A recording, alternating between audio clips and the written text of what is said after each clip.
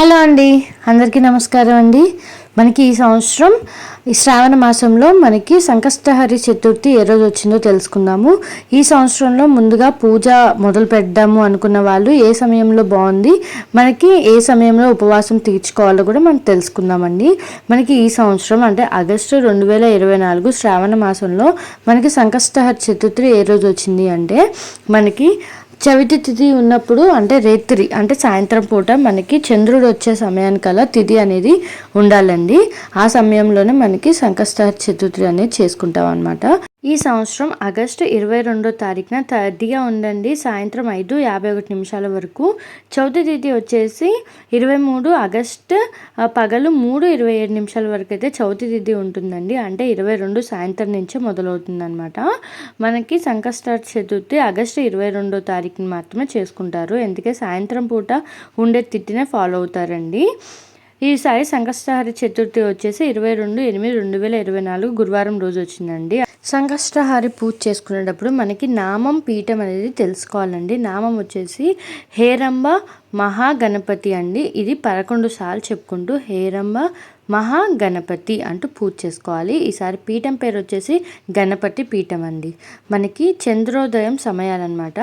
ఆంధ్రప్రదేశ్లో మనకి 8:40 నిమిషాలకండి, తెలంగాణలో 8:42 కేరళలో 8:58 కర్ణాటకలో 8:47 తమిళనాడులో 8:36 ఢిల్లీలో వచ్చేసి 8:43 చంద్రోదయ సమయాలు ఏంటంటే మనకి ఉపవాసం ఈ స్వామివారికి ఈ సమయంలో చూపించి వినాయకుడు పూజ అనేది పూర్తి చేసుకుంటే మనకి ఈ సమయంలో చంద్రోదయం సమయం ఉన్న తర్వాతే మనకు ఉపవాసం అనేది తీర్చాలండి.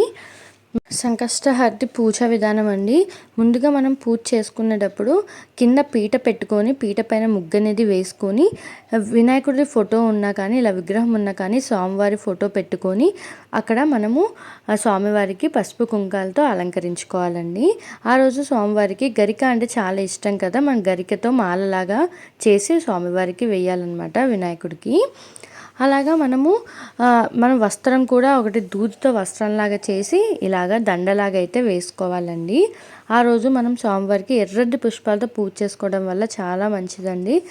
ఆ రోజు మనము ఆ ఫోటోకి కానీ ఇలా విగ్రహం కానీ ఎర్రటి పుష్పాలు మన దగ్గర మందార పూలు కానీ గులాబీ పూలు కానీ ఇలా ఉన్న వాటితో పారిజాతాల పువ్వులతో అయినా సరే పూజ అనేది చేసుకోవచ్చు అనమాట.